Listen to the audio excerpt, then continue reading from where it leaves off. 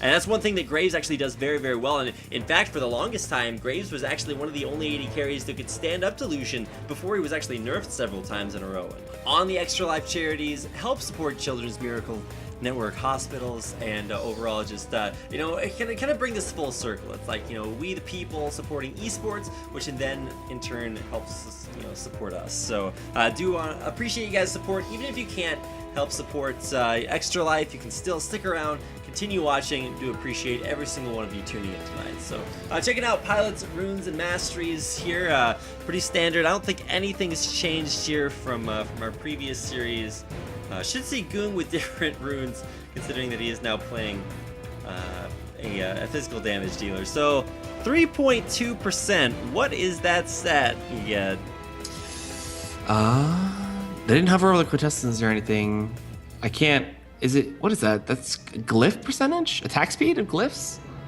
Yeah. Yeah, it's gonna have to be attack speed. So. Okay.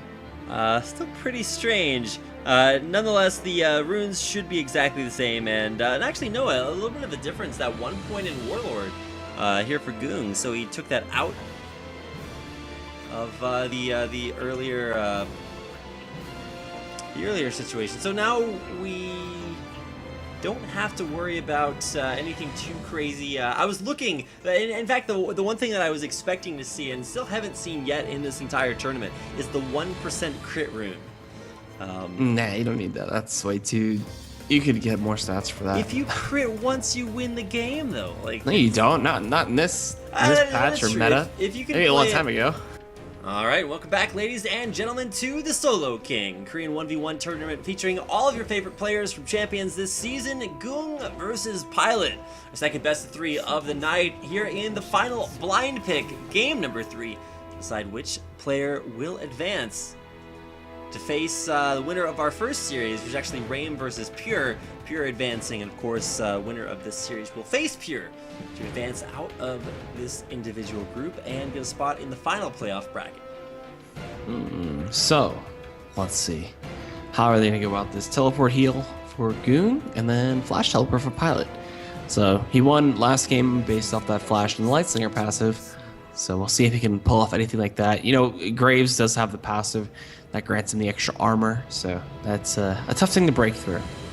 Yeah, it gives him extra magic resistance too. However, unless the spectator Teemo wants to run out of base and start dealing damage, won't actually be all that impactful. I was thinking of, like, if there's any possible way that the magic resistance would come into effect. Nope, it is just physical damage. So True Grit and the Buckshot actually going to be incredibly crucial here in this matchup to shove the wave, not take as much damage as he's dishing out, and already once again you can see the Crystalline Flask picked up here for Pilot.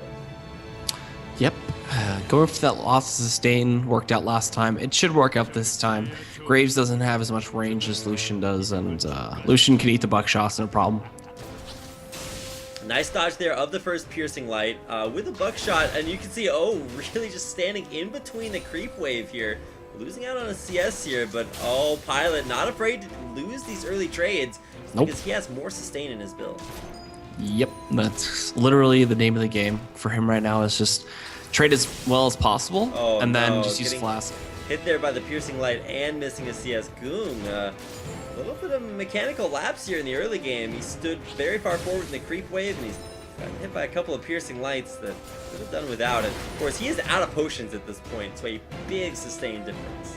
Yep, and Pilot should be having no problem of taking the creep advantage, at least for this point, and just pushing it forward. Ggoong is gonna have to worry about losing any of these to the turret, or just maybe he's just really good at last hitting. Oh wow, yeah, he's actually gonna be able to last hit most of those under turret, but dashing forward here. If you all in, sustain doesn't matter. However, I don't see very much of a potential there, considering that Ggoong's actually brought heal instead of flash, so his ability to gap close for these very impactful all-ins is probably going to be fairly low. That True Grit passive, man, just too good. You saw him just running up and ignoring Lightslinger damage, like he didn't care at all. So he keeps trading like this and dodging away from Lightslingers, not Lightslingers, but dodging away from Piercing Lights, and he's good to go.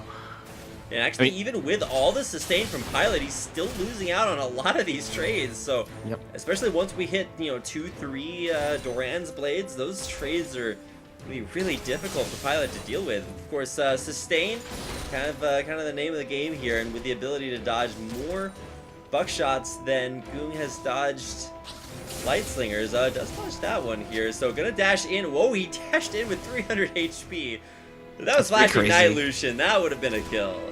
Yeah, that's pretty ballsy, I gotta say. And Pilot, man, he's been managing these oh my god, the piercing lights pretty well, as well as his mana management has been really nice, considering that he's got no more flash charges. So really just making the most of his full sustain build. But at this point, when there's no more charges left, it comes down to Doran's regen, Doran's damage, as well as health. Oh, is that just a so useful. heal used? Gonna dash forward there. One more auto attack with a buckshot would have killed Pilot, but it's actually sending Pilot back to base first. Okay, yeah, there's no way he's gonna go back. He'd lose too much control. Yep. He loses the cannon wave as well. That'd be a really, really untimely back. Although he doesn't have TP, but you don't want to use that cooldown just yet. You kind of want to time your TP with your opponent's TP.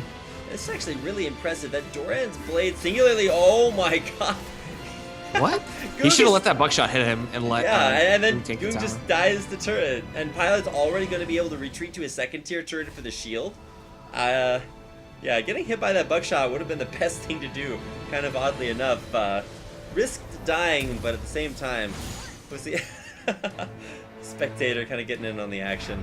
But it is double Doran's, and okay, he buys a crystalline flask on his back there. Interesting to start with the Doran's blade and then get the flask on his second trip back to base. A little bit less effective there, so he'll lose out on some of that crystalline flask effectiveness. So the extended trades are gonna go on forever here. This could come down to a creep game, honestly, or the level 6 burst from Graves or Ggoong could really catch Pilot off guard, but level 1 collateral damage doesn't do that much when you know how much AD really stacked up behind it.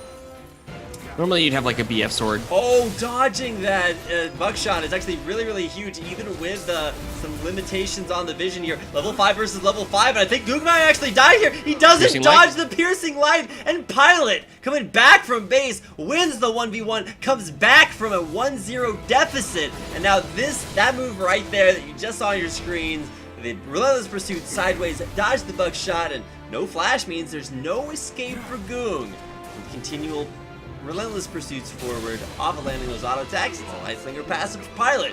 Picks himself up 400 gold for first blood, game 3 win, and a 2-1 win in this best of 3 series over Ggoong. Yep, so